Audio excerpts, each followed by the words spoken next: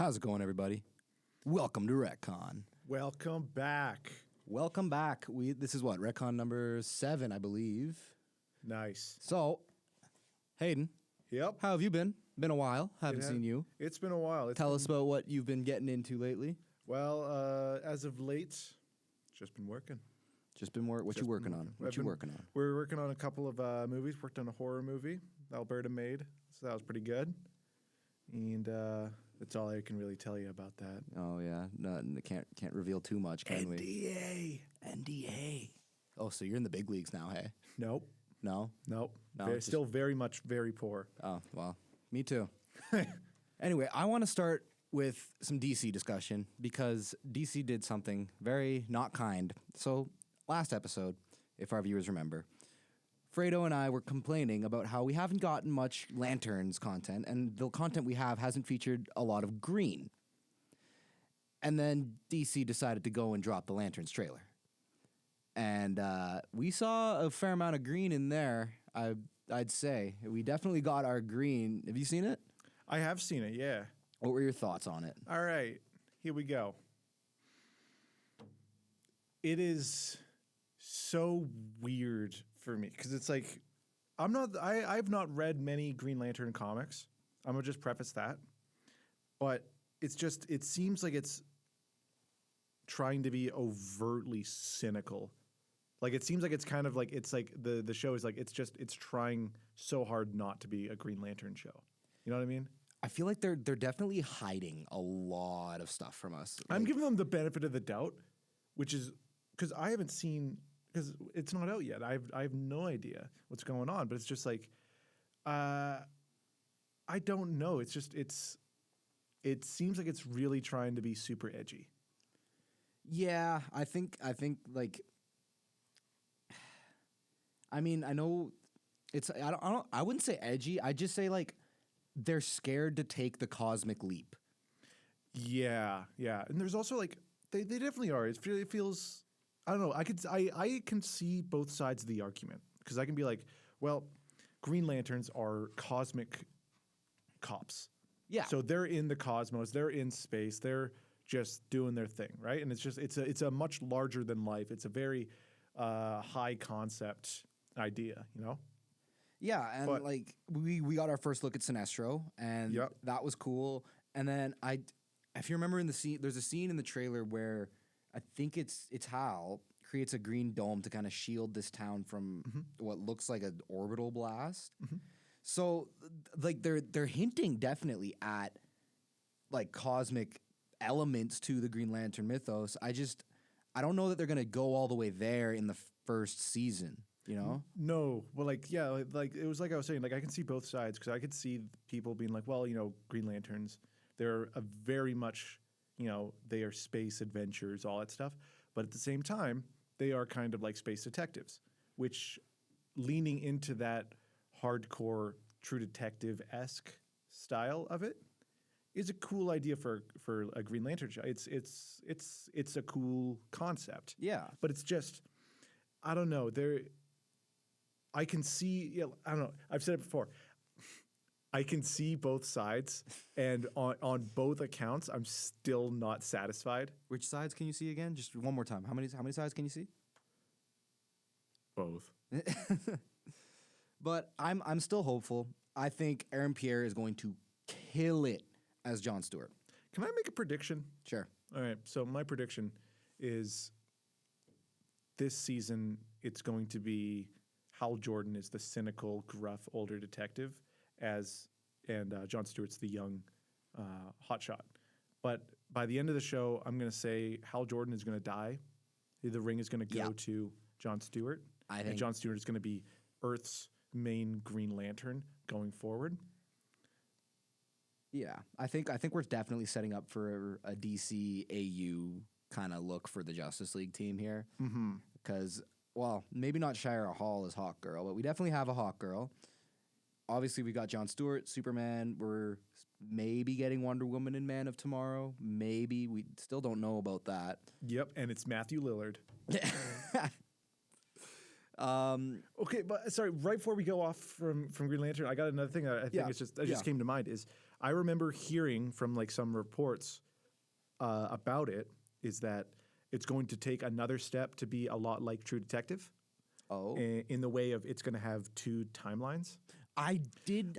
We talked about this last week, actually. Did you? Okay, because I heard that it was going to be like one timeline is going to be Hal Jordan in like 2016. Yes, there's going to be like a 10-year thing. And then there's going to be the current timeline, which is him with Jon Stewart. And you know what? I'm intrigued, to say the least, because I said it like way back when we first like were just speculating on what Lanterns was going to look like. I said it. I was like, I want to see a young Hal Jordan.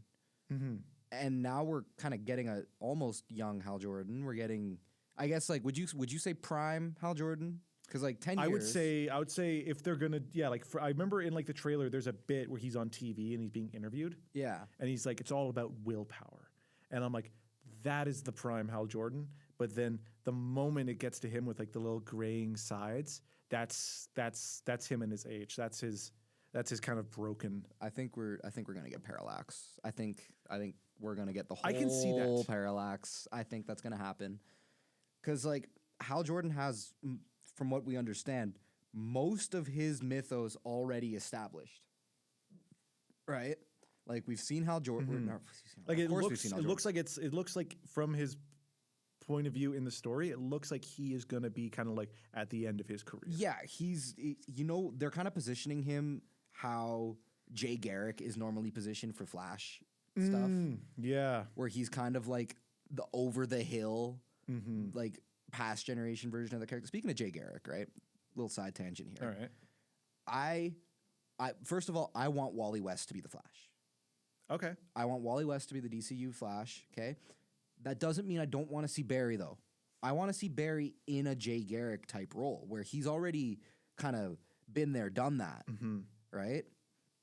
Like, I want... The mentor. Yes, I want Barry to have, like, a similar role to what Hal Jordan's going to be in Lanterns, right? And also, I think we should keep Flash out of the movie theaters for a little bit. Give me another Flash show. I'll take it. Give me an HBO Flash show. Okay. Give it to me. You know what? Flash was great as a CW show, and I say as a CW show. I wouldn't say it was a great show, but it was a great CW show. I just want to really quickly. I just want to say, when you say Flash CW show, the only thing that comes to mind is that an actual line written by professionals in a mid-budgeted TV show is Gorilla Grodd saying, "Barack Obama, it would be an honor to kill you." And I'm just like, what? That was a very interesting writer. What the hell was that? Yeah, no, but yeah, I think Flash, another TV show, but like give him the HBO treatment, right? No more kids' gloves, right? And yes, Flash is objectively a more family-friendly hero, I would say, given his rogues gallery and how he approaches the rogues gallery, specifically Wally West and how he interacts with the rogues. Oh yeah, he's like, I love, like there's one scene in the animated show with Wally West where he's talking with one of his rogues. Yeah, I forget who it is, but he's like he's very. I think I know the scene is. Yeah, he's very much like he's mentally not well. Yeah, he's like, don't forget to turn yourself in or something at the end. Yeah, and he's just and he's just like, he's like, hey, man, he's like, you turn yourself in, it'll be a whole thing, and I'll come and visit you. And he does, and he comes back at the end of the episode, and he puts like a little, I think he puts like a Christmas tree or something or something. He comes back and visits the guy, and I'm like, dude, that's like when they're talking about like wholesome heroes and how they're supposed to be, the best of us and all that. It's those little small things. Like it's not he's not always going to beat the bad guy in a fight. And like it's showing some compassion. Yeah. It's important that you say that too, because like I think when the time comes that they do another Flash, right? I think that as it stands right now, the philosophy that they have over at DC and Warner Brothers and how they're approaching this DC universe in terms of the characterization of the heroes, I am very confident and hopeful that we will get the Flash done right. Okay? Like Flash is not like, yes, he's a superhero. He does all this action stuff. Yes. But at Flash's core, what is he? Is he closer to Batman or is he closer to Superman? He's closer to he's not a brooding guy. No, he's not. He's a fun Joe, especially Wally West. Barry Allen is a little more serious, right? Yeah. And a little more, call it Silver Age, because that's where, he founded, he started the Silver Age, right? Yeah, he did. But, like, I don't know. I just, like, I feel like Wally West can kind of be that, like, down-to-earth aspect of the Justice League if we're not going to be getting the grounded league that Snyder brought us, you know? Yeah. Yeah, absolutely. Yeah, it's interesting because DC, anyways, for me, anyways, DC has always been known for its more darker heroes and characters. Like I've always, whenever I think of DC, I always associate it with Batman or Constantine or I don't know, like sometimes I think of Watchmen, but that's kind of like a weird gray area. I've always associated DC with the darker characters, but DC has a lot of out there, bright, colorful characters. Point being, Superman, the one, their main the character. guy. Like it's interesting to be able to, for DC to be able to find a way to balance the conflicting tones. Yeah, and like I'll keeping it on Superman. We've been getting a lot of just Man of Tomorrow casting news with Adria Jorna joining the cast. We still don't know who she is playing. She's gonna be Wonder Woman. We know it. I know it. Look at her. I want it to happen. I do. I really do want it to happen. But are we getting into territory where we're bloating Man of Tomorrow? Because if you got Superman, you got Supergirl, you got maybe Wonder Woman. Like you got Brainiac, you got Lex Luthor. Green Lantern set to appear, not Hal Jordan, Guy Gardner. Like there's Aaron Pierre's going to be in it. Aaron Pierre is going to be. I feel like that's going to be a cameo though. It's definitely going to be a cameo, 100%. But like there's a lot going on in this movie, and like we said the same thing about Avengers and Spider-Man. Like there's a lot of bloat in these films, and it's worrying me because DC does not have a good history with bloated films. Right? Think Dawn of Justice. That originally, when it first got announced, was a Batman and Superman film. And then Wonder Woman got put into it. And maybe that was the plan the whole time. I don't know. But it just, like, it added some extra layering to that movie that I don't think was that necessary. Like, I want a Superman versus Brainiac movie. I don't want a Justice League. I don't want a Justice Gang versus Brainiac movie. I want to see Superman, maybe Supergirl, going up against Brainiac, toe-to-toe. That's what I want. Right? I don't need the extra characters. It's funny you bring up Brainiac in Superman. Is because I forget who they've casted, but we need Fredo here. He's got the laptop. Hang on, I'm looking this up. Superman, Man of Tomorrow, cast. But yeah, it's just like I don't know. I feel like we don't need to be rushing how quickly this universe is getting built out. And yes, it's an already established network of heroes in the universe, but that still doesn't mean we need to rush things. Right? Yeah, no, it's especially in like the second reboot. Yes, right? Because like Marvel's going to be rebooting too, right? And so I think DC is just trying to establish themselves before Marvel reestablishes themselves, because we know it's going to happen. Okay, sorry. The guy they got to play Brainiac, his name is Lars Eidinger. Yes, I did. Eidinger? I saw that. Yeah, Eidinger. Looking at him, literally just without any sort of, just at his face, I'm like, that's Brainiac. Oh yeah. But the interesting thing is Matthew Lillard is in the movie. He's been cast, and honestly, I'm just like looking at Matthew Lillard, and I'm thinking of his acting abilities and everything he's in. Which this is going to sound like a weird comparison. Matthew Lillard to me is a lot like Stanley Tucci. Literally anything he is in is immediately elevated by his just persons being in there. He's been in some bad movies, but he's never been bad in a movie. You know what? That's a fair observation to make. But I've always thought that as soon as I saw Matthew Lillard was cast in there, I was just like, he would have made such a good Brainiac. Just by his just lightness and cartoonishness, but like just more like his kind of floaty nature. Yeah. He just has like this like jovial sense, but he can also be like extremely sinister. Like look at Scream, or to an extent the Five Nights at Freddy's movies. Hey, I don't know, man. Shaggy seemed pretty sinister in those Scooby-Doo Like movies. Zoink Scoob, Raggy.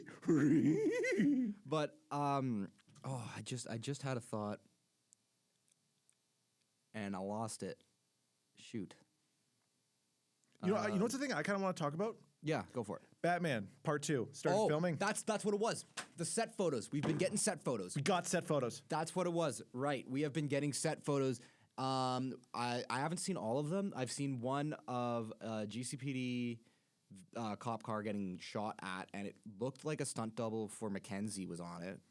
Dude, Detective Mackenzie, he's Detective back. Mackenzie. He's back. And so, what did you think of the casting news that we got for Batman Part 2? So the people that I'm not really surprised about, Scarlett Johansson or Sebastian Stan, because that's kind of like been like in we kind of knew that's been in the ether. stratosphere, the atmosphere for a bit. But the one that I'm really really surprised with is Brian Tyree Henry. He's undisclosed, but I have that leads me to a prediction. Sorry, do you know who I'm talking about? No. Do you ever watch Atlanta, that TV show? No. He was. This is gonna be weird. He had a really small role in the Joker movie, the first one. What was his role? He was like he was the med clerk at Arkham. That Okay, yeah. But he also is. You might recognize his voice because he plays Miles' dad in the Spider-Verse movies. Okay, yeah. Do you know who I'm talking about? Yeah, now I know who you're talking about. Do you think he's Freeze? Pardon? You think he's Freeze? No, but you know what it is that I was looking at the tweets Matt Reeves was doing, and honestly, what I'm about to say might genuinely just be a little out there, crazy for me. If it actually works, I might genuinely be a visionary Genie in a bottle. I might be able to see the future. Hayden the genie. Hear me out. Just based on what I've seen, it's 100% a long shot, and I know that. And when I say it, I'm going to sound crazy, but I've noticed whenever did you see that Matt Reeves tweeted little gifs or little stills from the movie? Yes. Saying like, I think like Scarlett Johansson was like, Gotham next exit on your right or something. Yeah. It was a thing like that. And then it goes, welcome, Scarlett Johansson. And then it was Sebastian Stan doing something, and it's like, Gotham's always been the same. Welcome, Sebastian Stan. I saw one that was, I think it was a police car or something, or a skyline, and it said something about Gotham, and then it goes, welcome Brian, Matt, or man, and then the emoji bat. So I'm like, that's 100% a speculation. It's a speculation.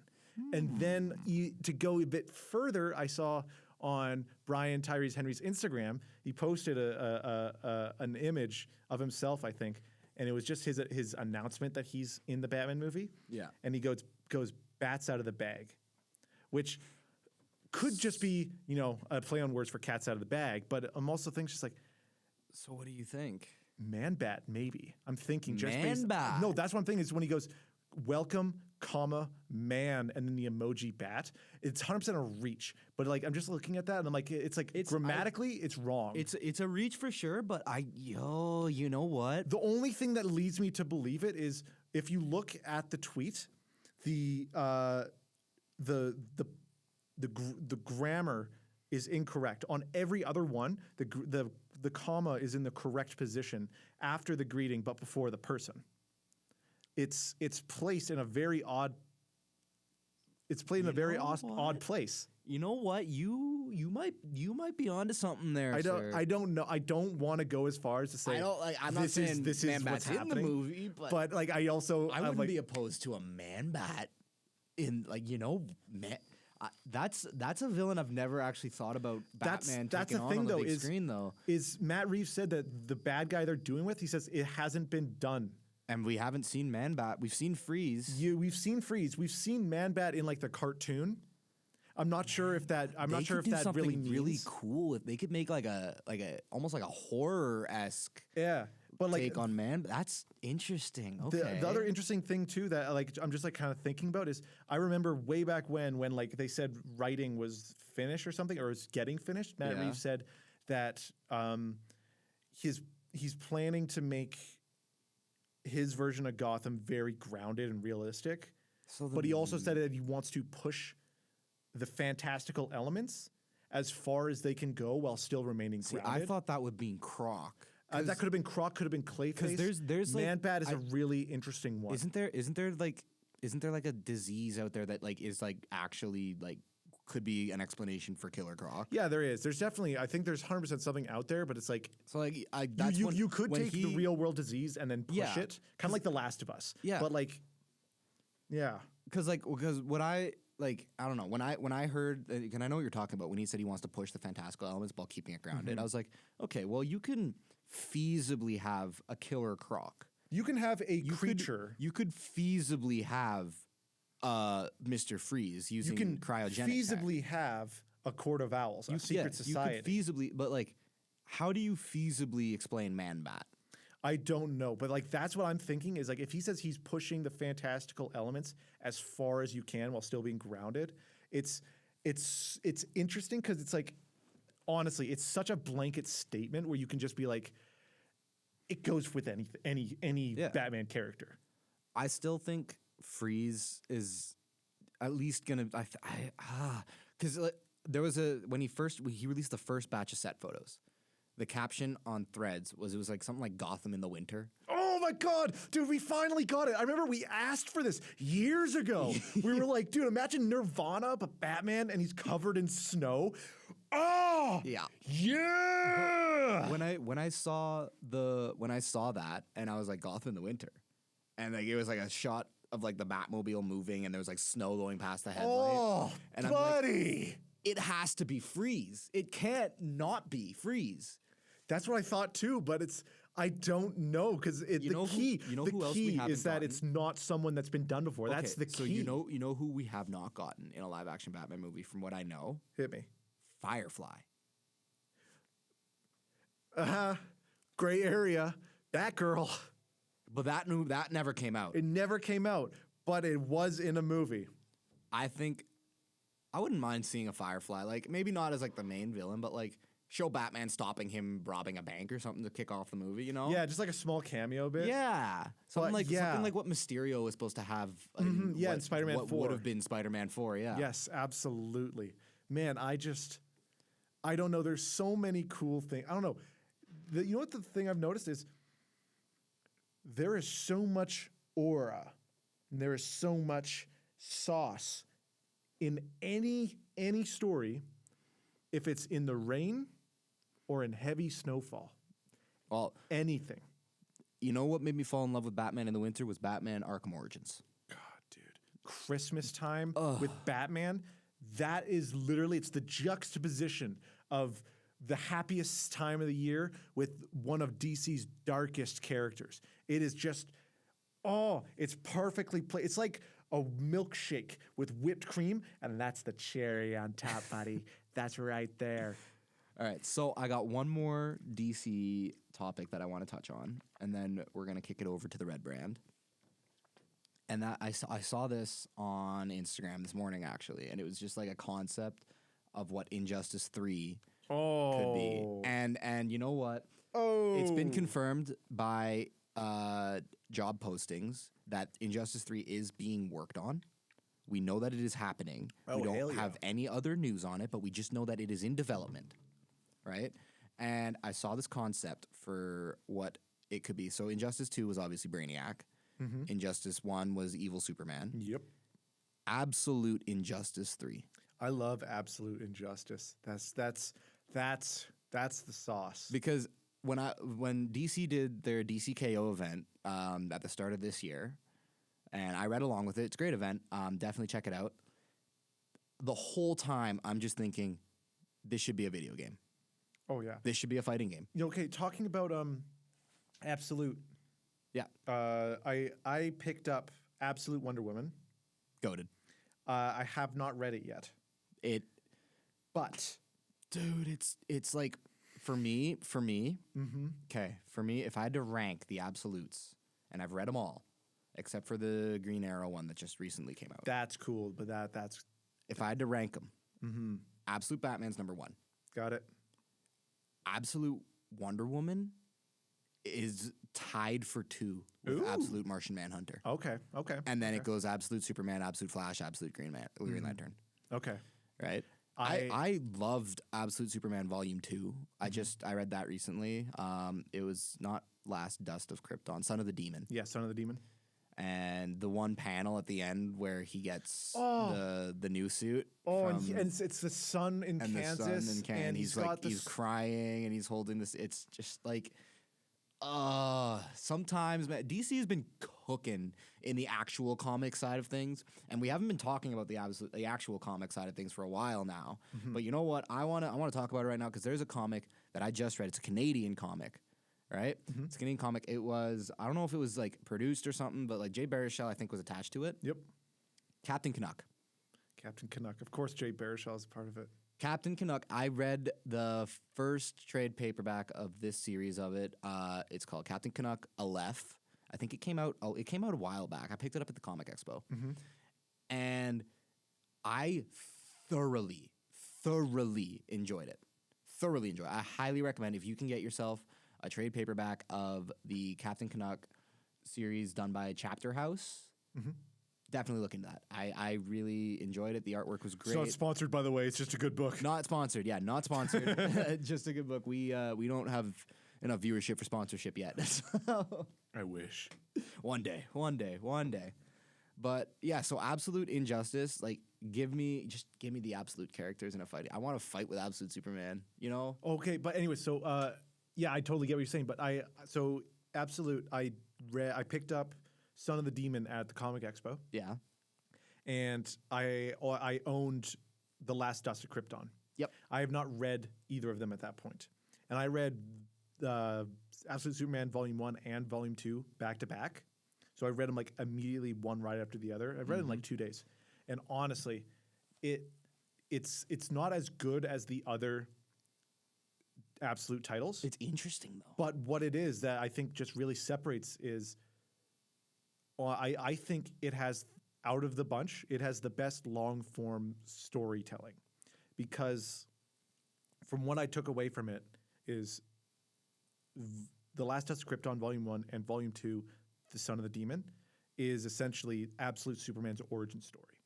Like the whole thing I was reading is, can I give spoilers? Like a little bit? I mean, I feel like Son of the Demon has been out for a while. Yeah. So Okay, yeah, let's go. But like, so towards the end of Son of the Demon is Superman is essentially broken by Ra's al Ghul. And he really kind of like takes away the humanity and the hope of Superman towards the end. But of course Superman wins because he's got to win. He's Superman. And he, you know, I remember he takes off the crest just so he can appease Ra's al Ghul and like kind of save Smallville. But at the very end, he goes back to Smallville after the whole fight, and he goes to see his mom. He goes to see Martha, and she's gone. She passed away while he was fighting. He didn't get to say goodbye. And then he gets her last gift to him, which is the Superman suit, the homemade Superman brighter suit colored made suit. from Earth fabrics. Yep. And then towards the end, in issue or the volume 3, we know that he kind of merged it a little bit with his own suit. But that final panel just has so much art. It just has so much heart to it. You know what it reminded me of? Yeah. It's For All Seasons. Exactly. Yes, I was about to bring that up, but it's like it's got the same color palette. It's got all of this feeling of Superman, and just looking at the panel and everything in it, and seeing him crying, and he's flying, and he's holding it. It's this cathartic moment for him where you kind of feel, okay, I'm not broken. I can come back. I can hope again. And that's what I think Absolute Superman does best out of all of the Absolute titles, is the long form story, because the whole time the whole time of Superman in the Absolute Universe is he's trying to find his place. He's trying to find his meaning. He's trying to find out what he's supposed to do. And then at the end of this arc for him, he finds that. And I just think, man, it's on its own. Superman is not as good as the other titles, but as one story, it is. I think it is honestly amazing because it's just out of the Absolute titles. I love it. Right, like, and I've said this multiple times. I want Absolute Batman to get the anime treatment done by the studio that did Edge Runners. I want that more than anything. I think Absolute Superman could do an Invincible treatment. I think you could definitely let the series build up a little bit more, obviously, but the way it's kind of building up, I think you could definitely pull off an Invincible type series with Absolute Superman. And how about Ra's al Ghul as a Superman villain? I never thought it was going to work. I never would have put that one together, but you know what? It is awesome. It's so good. Like, I never thought that would be what really got me, but like in Son of the Demon, the way he's just like written is like he's intimidating, man. Like he's massive. You know what I think is just really funny is Absolute DC. 90% of its characters, the only difference is just they're like make them bigger. Like it's like Batman. It's just like in the comics he's like what? He's like 6'4" or something. They made Superman smaller though, hey? Yeah, they made him smaller. It's just like let's make these guys different sizes and see what's up. But I think you're gonna really like Absolute Wonder Woman. It's out of like if I were to take the first volumes of every Absolute that we got in the first run, it is definitely the most action packed first volume. Good, I like it. It is very action packed. The artist switches like halfway through, and you can definitely notice it, and not in a bad way. Yeah, you don't like it's like a oh wow, where did this come from? That's the kind of like reaction I had anyway. No, not like they're both equally good. Where it's like oh, this is like the art is great throughout, but it's just like there's a distinct difference in the styles. That's good. I like that, and it's just like oh, all right, it's just like I find. The first 4 issues of the trade, right? There's the one artist, and I forget who it was, but whoever did, it was a great job, mind you. I love the art in the first 4 issues, but it's just like there's a certain panel in and I won't spoil it for you because you're planning on reading it, but there's a certain panel where she's climbing, and it's just like it's raining, and there's like lightning and in the background, and it's just like when I read it, I could hear the lightning. I could It just felt real, and I think it was just probably the different levels of detail, right? But yeah, I think you'll very much enjoy it. I'm excited to read it. I'm excited for you to read it. I'm currently working my way through Jeff Johns' first compendium of Green Lantern. God, dude, I am so upset. Like I am so upset about that. Why'd you bring? Why would I? Okay.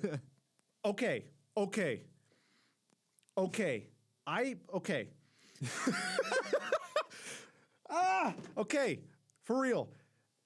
I have been looking to buy this comic for so long, since Christmas. It's sold out at Christmas. And then I go, you know what? You know who has to have it? The Calgary Comic Expo. They have to have it. Nobody. I searched that place for hours. No one had it. And then dressed as Cyclops, mind you. Dressed as Cyclops. And I remember I went up to people, I'm like, do you have Green Lantern in the compendium? And they're like, no. And I'm just like, ugh! And they're like, get out of here, nerd. I'm like, all right. But then after the expo, I go on Amazon, and of course it's still sold out.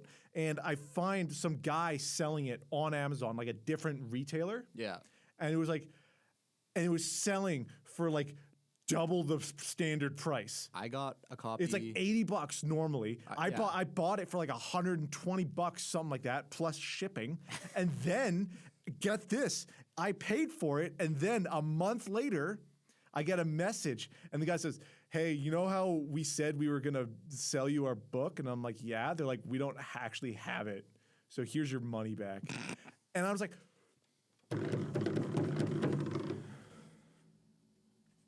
yeah, not. There's I think the sequel to it is coming out in June, I believe. There's another one? Well, it only covers like the first storyline, I think. Like, it doesn't cover the whole run. Dude, the run is like 10 years long. It's like this thick. The run. Do you know how long Jeff Johns' Green Lantern run went for? At least 7. Like, I think it started, I want to say in 2004, and it didn't end until like 2011. Oh. It's a big run. Like, it starts with Hal Jordan's return, and it ends with Blackest Night. Oh. Like, yeah, it's a big run. There's gonna be. I think the plan is to have 3 compendiums. There's 4 omnibuses. Oh. So I think it's gonna be 3 compendiums. But yeah, I want to kick it over to the Red brand now, real quick, because we haven't gotten a lot of news coming out of Marvel other than some Spider-Man stuff. But we talked about that. I think the only thing On the that show kind of comes to already. mind is the Punisher. Yeah. And then the Midnight. Yeah, Punisher and the Midnight. What are your thoughts on Punisher? Okay. It was good. It was good. Like you're talking about the Last Kill, right? Yeah, the newest one. Yeah. So it was really good, but it was kind of like a nothing sandwich. You know what I mean? Like it didn't is push anything. Punisher. It was Max. just kind of like Punisher. Yeah, it was just Punisher. It was just Punisher doing his thing. Yeah. Like it's like not. Here's the thing: is I'm not saying it's a nothing sandwich to say it's bad or it's not any good. It is good. It is a good time. I like it a lot, but it's just Punisher doing his thing. Yeah, it's just And kind of like a day in the honestly, life it's of like, Punisher. It's like you don't really want anything more than Punisher just doing his thing. Well, honestly, that's what I kind of liked about it was that it wasn't pushing the overall narrative forward. You know? No, that's actually the issue I had with it is because it started something, but like it just like it started. I would say his new vengeful act is he's now going after what is it, Mama something, I forget the name. Yeah, so some Italian. He's going after some Italian gangster lady. Yeah. But I was under the impression from just like the way they were kind of marketing it is that it was like a standalone thing. It is not. No. It's absolutely not. It is something that is setting up for more Punisher in the future. It's just I was disappointed because I was watching it and then it just kind of stopped. It didn't end, which is totally fine because I now know that they're building up to something more. But it's just if there's one thing I know, if you see a Marvel logo, chances are it's not a standalone thing. Yeah, that's the issue. But it's like whatever. But like, man, this like Punisher One Last Kill. Whoever dies in Punisher, they die bad. Oh yeah. Like there is nothing scarier than hearing Frank Castle scream, break through a door on fire, and then proceed to skull crush you. Yeah. With said door. Yep.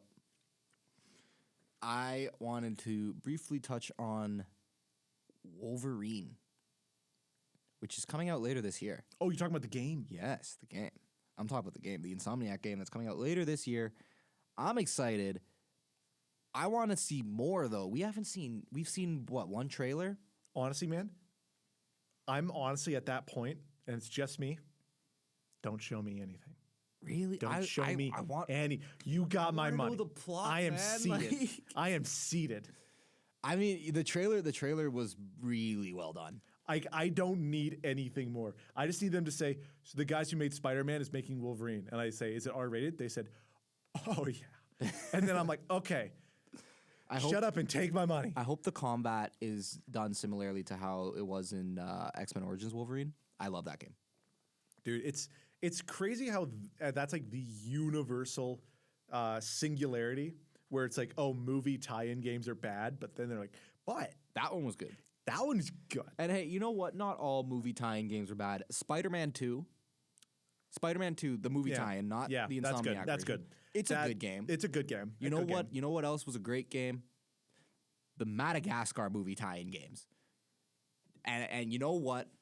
You're like I see your face. I know what you're thinking. They were great games, all right? They're great games. If you like the Crash Bandicoot movie tie-in games, I just realized what? The SpongeBob games. Yeah, the SpongeBob game. SpongeBob. You know what I mean? Like, going to there's not- Shell City. He there's- rode the Hasselhoff. There's some good movie tie-in games. There's also some really bad movie tie-in games out there. But there's, I wouldn't call it a bad game, but it's just like it's a memeable game, and it's in the same series as one of the greatest movie tie-in games of all time, and it's Spider-Man 3. Oh my God! You know what's an awful tie-in game? What? The Amazing Spider-Man 2. Did you ever play that game? I did. The first one was actually fun though. First one was fun because it was just bonkers. Yeah, the first one took the plot of the movie and was just like, what if we just like cranked it up to 11? Yeah, it wasn't good. It was just crazy. But then the second one came out and it's like it is the second one, but it's also Craven and Carnage. Yeah, and I'm like, awesome, this is great. And then they're like, but what if we do all of this, but just do nothing with it? I mean, that's kind of what they did with the actual movie. They set up the Sinister Six, and then we never got the Sinister Six. Well, it's not their fault. I feel like if it was anyone's fault, it was their fault. Little bit, maybe. I don't know. But I want to stay on the topic of games here. With summer coming right around the corner, right? It is May? It's May 24th today. God, is it? No, it's not. It's 21. Yeah, May 21st. Pardon me. We're recording this on May 21st. Summer is right around the corner. I want you to give me your top 5 best video games to play in the summer. Oh, like, are you saying that games that are coming out in summer, or games to play during games, summer? just games to play, like give off the summer vibe. I'm actually so happy you told me this because I was thinking about this the other day just because I knew summer was coming. Right off the top of the head is this. It's 100%. It's not a game that can be replayed a lot. Firewatch. I was just about to say Firewatch. Firewatch, man, it is. It is a great summer game. You know what it is? It's. I play the game when it's just sweltering hot. Hot. Yep. It's just you're so sweaty and just awesome. And then if you're lucky enough to have a basement, you go down there. It's cold. You grab your Switch if you're lucky. You grab your PlayStation or your Xbox. And you hop on the PC, whatever. PC, whatever. You get on there. You're walking through nature. You got the beautiful art of the summer. Honestly, the game looks exactly like how summer feels. Exactly. And it's like it's such a. Like the game, I'm not going to go too much into the game because then we're going to be here longer. Yeah, no, we'll be here forever. It's so good. It's one of my favorites, but it's just like playing the game, that's summer. Here's game 2 that's a great summer game, Red Dead Redemption 2. Yes, absolutely. Of course, why not? Red Dead Redemption 2 is good in any season. Oh, yeah. Honestly, you play the winter part during winter. Yeah. Like when it's like minus 35 and you're in Coulter and you hear the violin. Yeah. Like, yeah, you hear that when you actually step outside. Like it is. And then when you're in Clemens Point and you're in the bayou and it's like sweltering. Oh, yeah, when you're in the hot. bayou and it's just humid, or when you're in like, you know roads what? and it's just dusty. Dude, there you go. Red Dead's such a good game. It's What's your so number good. 3? Number 3, I got to think on this one. Summer game. I honestly don't know. What are you thinking? Okay. I don't know if you've played this game before, but I played it when it came out when I was way younger. Probably was too young to be playing it.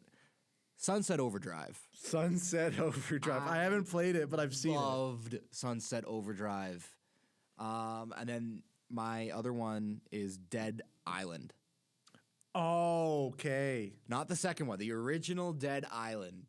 Because it's such a, I don't know, the tropical island vibe, you know? And I get it.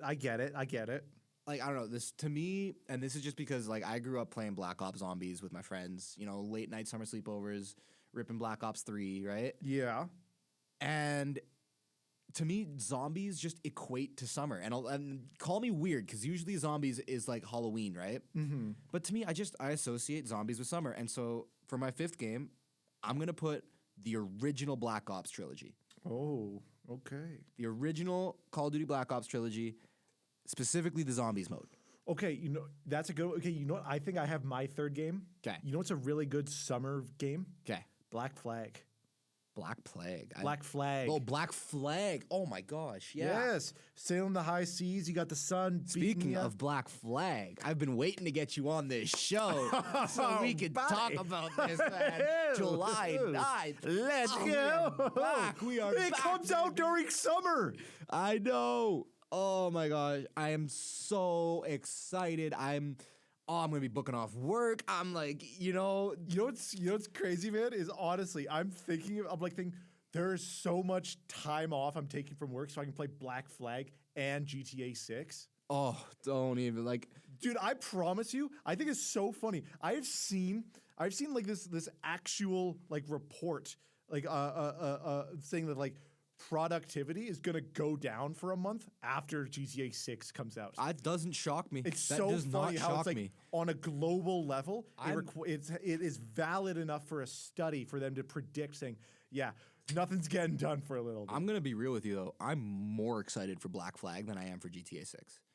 I loved the man. original Black Flag with all of my heart. I can sing "Leave Her Johnny" Dude. and "Randy Dandy" off the dome. I can remember do it. being in the car with you, going down the highway. You were going 130, mid thunderstorm. Rain we're hydroplaning essentially, and all you're doing is cranking the radio to your Bluetooth that is playing the Black Flag like high seas theme. It was great day. I am scared. I You were like, adore that. yo ho, me hearties. In a world without gold, we might have been heroes. Oh, dude, I'm gonna cry like a baby. I am going to ugly cry. Dude, when at the very end, what song does she sing? What song does Parting Anton Glass. sing?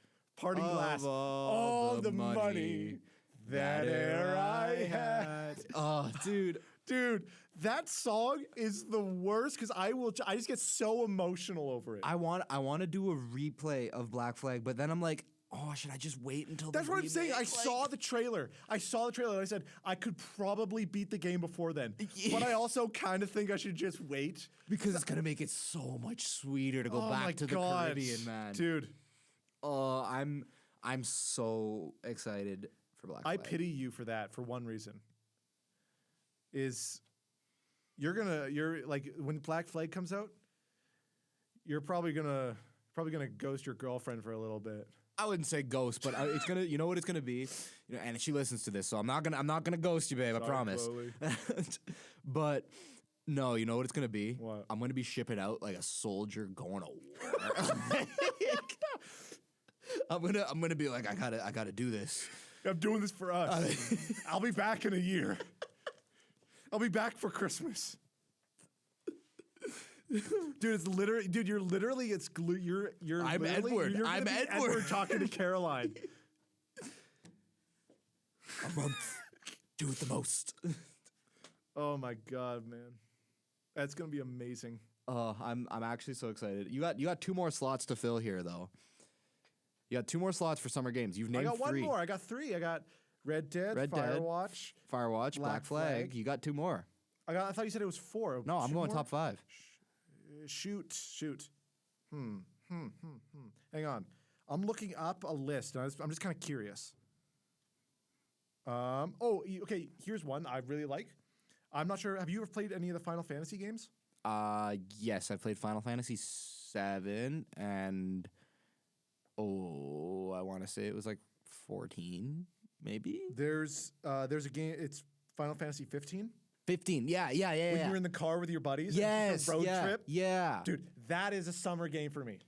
'Cause Yeah. it's like, you know what? I can get behind that for sure. yeah. Like honestly, when we went on that road trip down to BC, honestly, Yeah, the last reason summer. I suggested that into the group chat was because I was playing Final Fantasy 15, and I said, "This is actually kind of a good idea." It is. You know what? Yeah, you man. Okay, and then number 5. Number 5. Number 5. Number 15. Number 15. Oh, you know what's a really easy one? What? GTA 5. Yeah, you know what? I It's an easy before summer I say game. GTA 5, I would say the Oblivion remaster actually. Okay. Well, I've never really been much into the Elder Scrolls. That's but true. I do understand. But I get the vibe. I don't know. For me, you go up to what is it, Shaden Hall with the purple route with the purple buildings. Yes. And it's so beautiful in the Unreal Engine. It's just so tranquil. It's crazy how beautiful Oblivion looks in Unreal. And the fact that it's still the 06, it's the 06 it's game. It's the 06 game. Underneath it all. It's insane how the 2006 game looks better than Skyrim, which came out in 2012, something like that. And you know what I'm really excited for?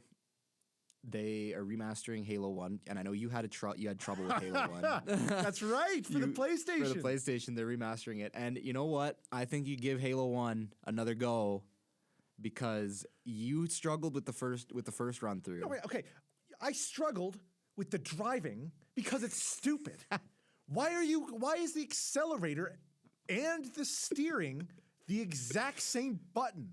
I don't know. Why is it the joystick? It's the Warthog. You got to learn, It is the stupidest design of all time. But they're remastering it in Unreal.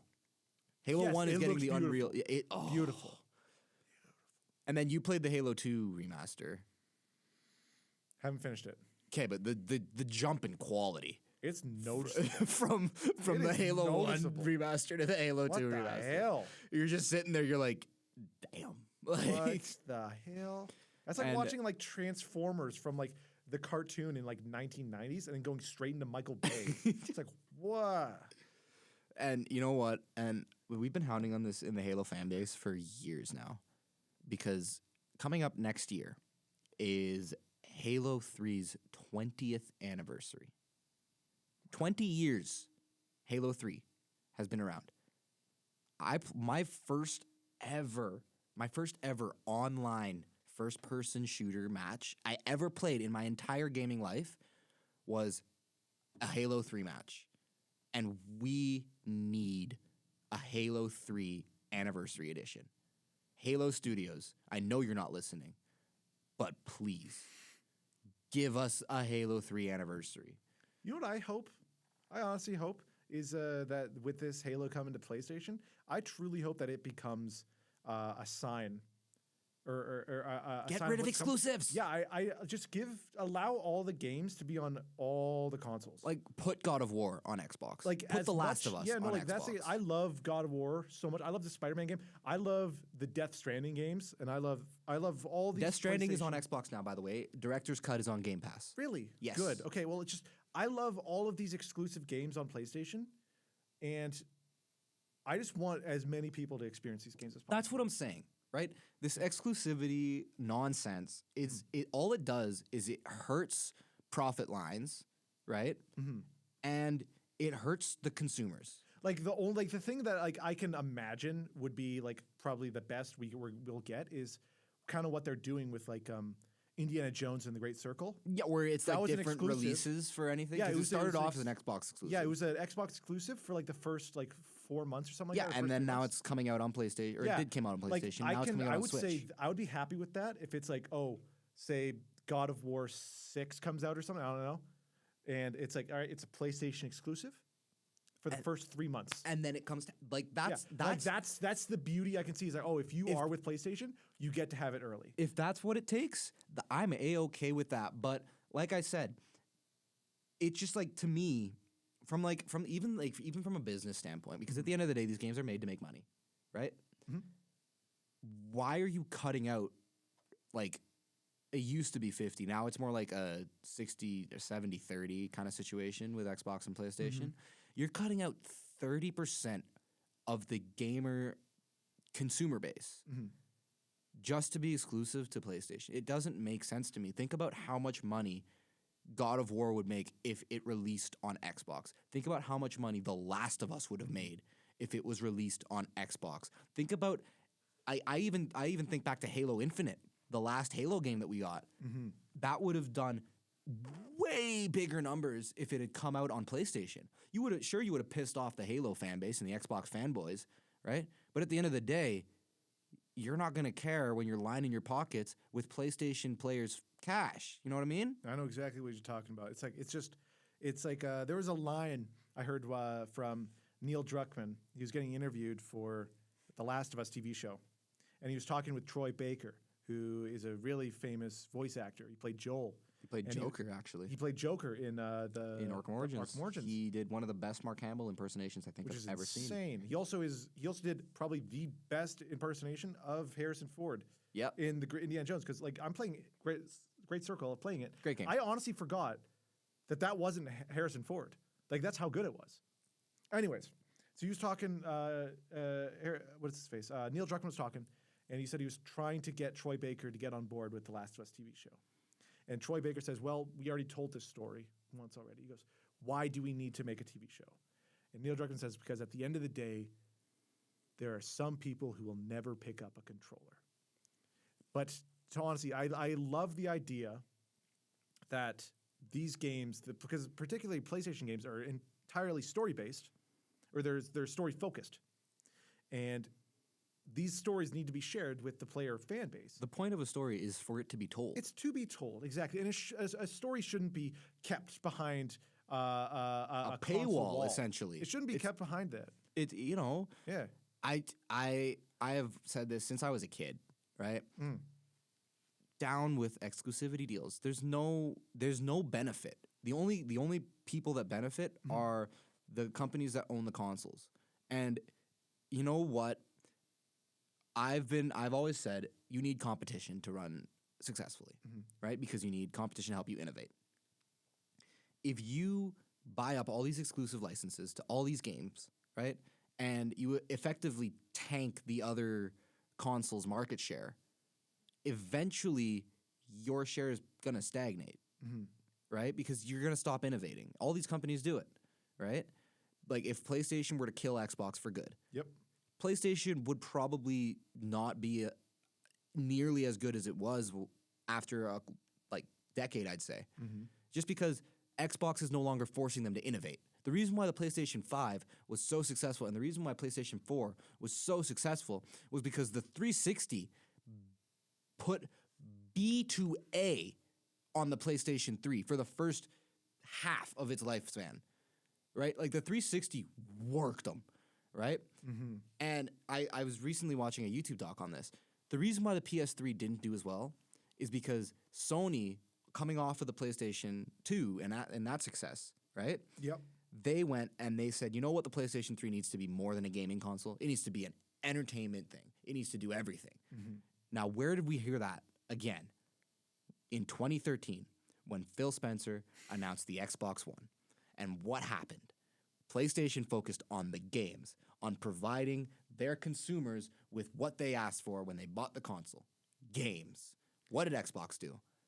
Not that. No, but like you bring up such an interesting point because it's like if really quickly, if the games become non-exclusive, and the developers say PlayStation or Xbox, they essentially just become not developers but distributors. Yes. But the best thing is at that point, because the games are not their primary focus, their primary focus can be, all right, how can we make this console better? Or say, how can we make it more cheaper for the consumer? Instead of it being They're like, not well, focused who on has game more titles? development. Who has more titles? Versus it's like, say Xbox is faster, but PlayStation has the adaptable triggers. It's like it depends on what the customer would like. So Yeah. if the games become non-exclusive, then the focus of these companies becomes how they can improve the gaming experience. Exactly. That's the withholding of Yeah. stuff in the gaming industry is such a problem. Another example, and we are running out of time. We got 90 seconds here. But another example is the Nemesis system from the Shadow of Mordor games. Oh my God, man! We are never going to see that get put into another IP until you and I Isn't it are. like 2029 or something? I think it's like 2030 something actually. But that's another thing. Gaming industry, sort yourselves out. Come on, the consumers, we want better. We want better, right? But with that I think is going to do it for Retcon number 7, I believe this is. Hayden, you have any final words for us as we get ready to go here? Down with exclusives. Down with exclusives. So, anyway, from myself, Gabe, and my boy Hayden, and Fredo, who couldn't make it today, Special thanks goes out to CMRU for letting us use their broadcast booth and all of their broadcast gear. Make sure you hit like and subscribe. Follow us on YouTube, Instagram, and TikTok. Leave a comment. Give us your thoughts. Maybe we talk about them. Who knows? But from the boys over at Retcon, that'll do it. And taking us out today is Justin Timberlake. Bye. See you guys.